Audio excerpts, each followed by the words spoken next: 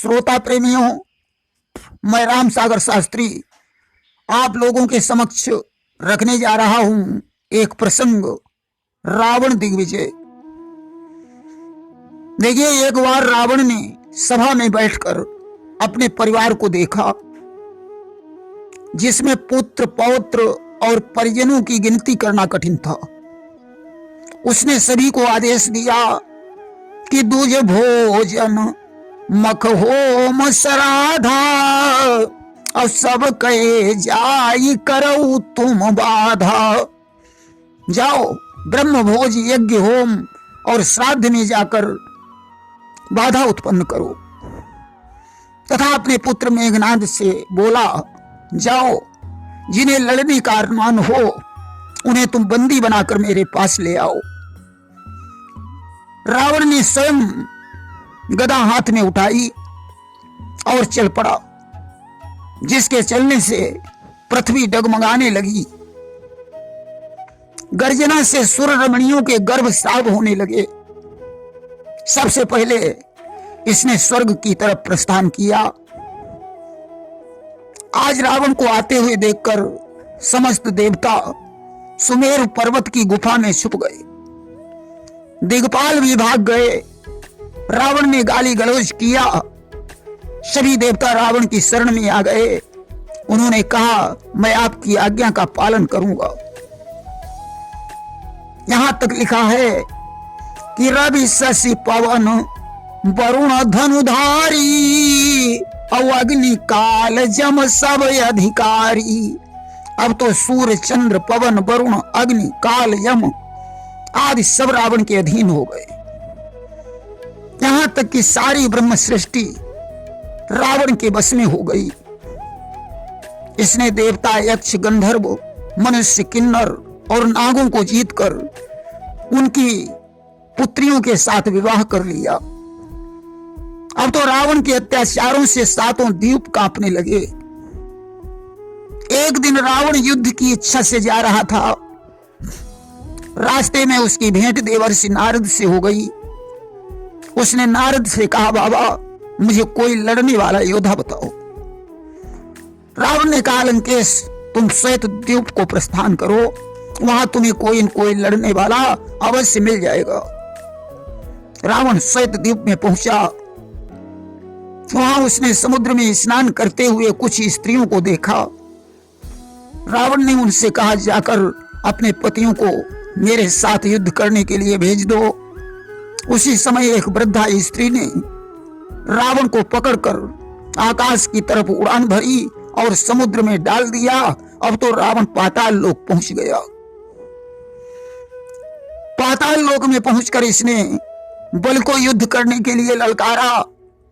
बल ने कहा, तुम यदि हमारे पितामह का कवच धारण कर लो तो मैं तुमसे युद्ध कर सकता हूं।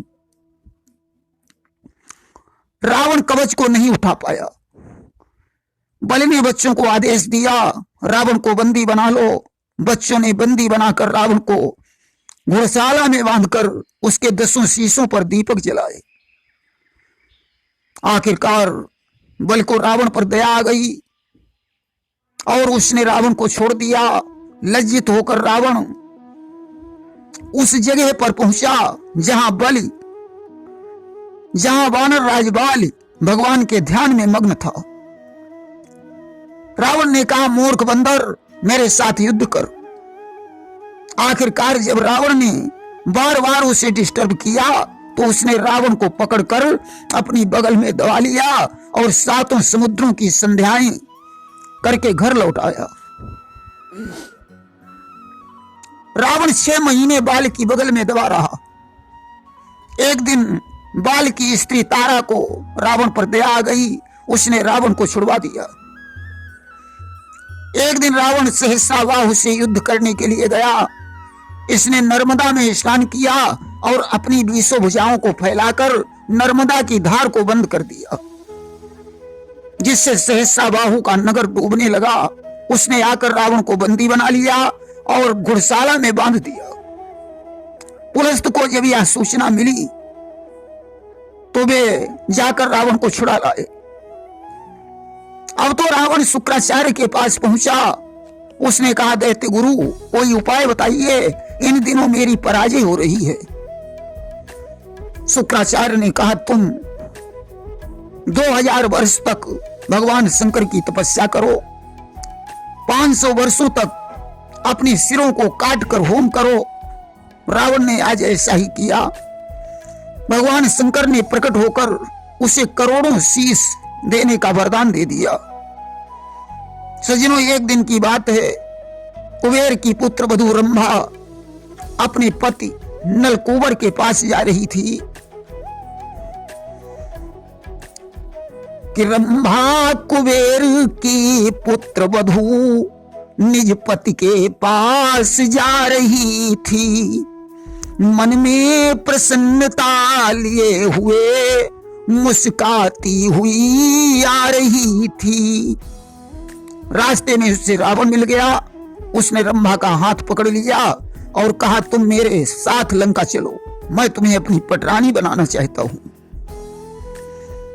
कि कर पकड़ कहा 10 कंधर ने, लंका तुमको ले जाऊंगा, हे चंद्रमुखी सच कहता हूं, पटरानी तुम्हें बनाऊंगा। अब तो रंभा ज्यों त्यों करके रावण से छूट कर नलकूबर के पास पहुंची और उसने रावण के अभद्र व्यवहार की चर्चा की। नलकूबर ने रावण को श्राप दे दिया कि बरियाई कोई नारी को जब तू महलों में लाएगा, बस उसी समय है 10 कंधर तेरा विनाश हो जाएगा। जब तू जबरदस्ती किसी स्त्री को पकड़कर लंका में लाएगा, उसी समय तेरा विनाश हो जाएगा।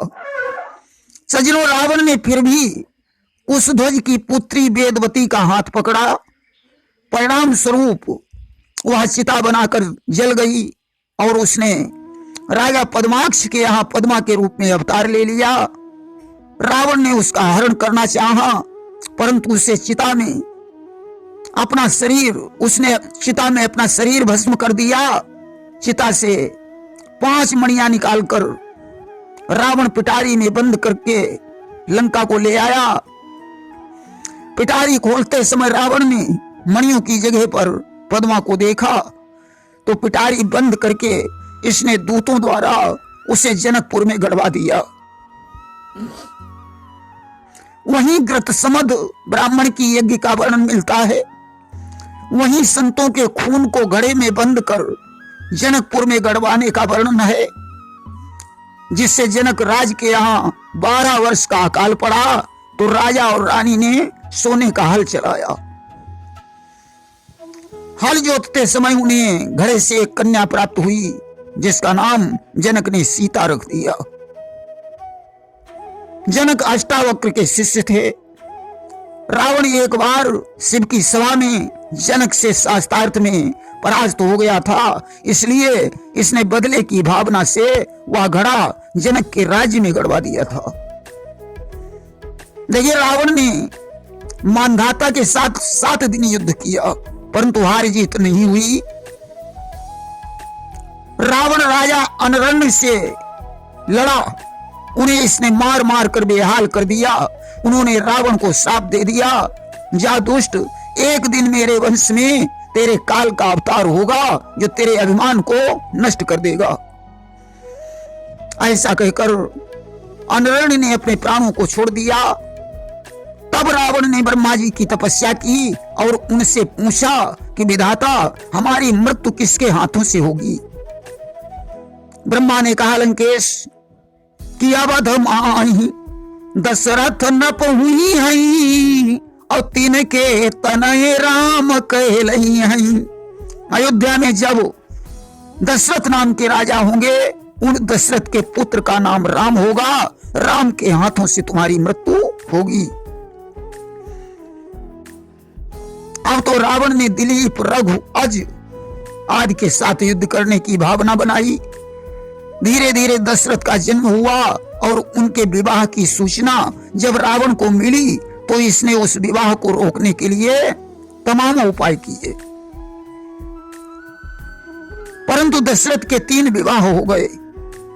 विवाह के बाद रावण ने ब्रह्मा जी से फिर वरदान मांगा कि दशरथ नप बीरजते कोई और जगमा पुत्र प्रगट ना होई। दशरथ के वीर से कोई पुत्र न उत्पन्न हो। सजनों, फिर भी पुत्र यज्ञ के द्वारा 4 पुत्रों का जन्म हो गया।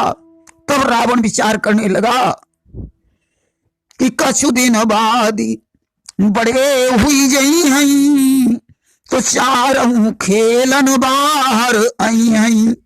जब ये कुछ बड़े हो जाएंगे तो 4 खेलने के लिए बाहर आएंगे। उस समय मैं राम को उठा लूंगा और गला घोंट कर समाप्त कर दूंगा। आज रावण ने पक्षी बनकर राम को उठाने का प्रयास किया।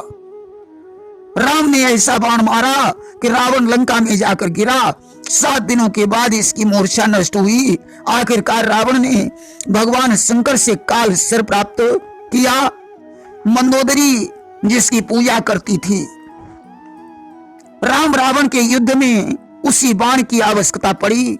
हनुमंतलाल मंदोदरी का ध्यान भंग कर वह बाण ले आए। अस्तु 31 बाण छोड़ी रघुवीरा और तब मारे रावण रणधीरा। भगवान राम ने 31 बाण छोड़कर रावण का वध किया। अस्तु तमाम उपाय करने के बाद भी रावण अपनी मृत्यु को नहीं बचा सका। प्रेम से बोलिए वृंदावन बिहारी लाल की जय।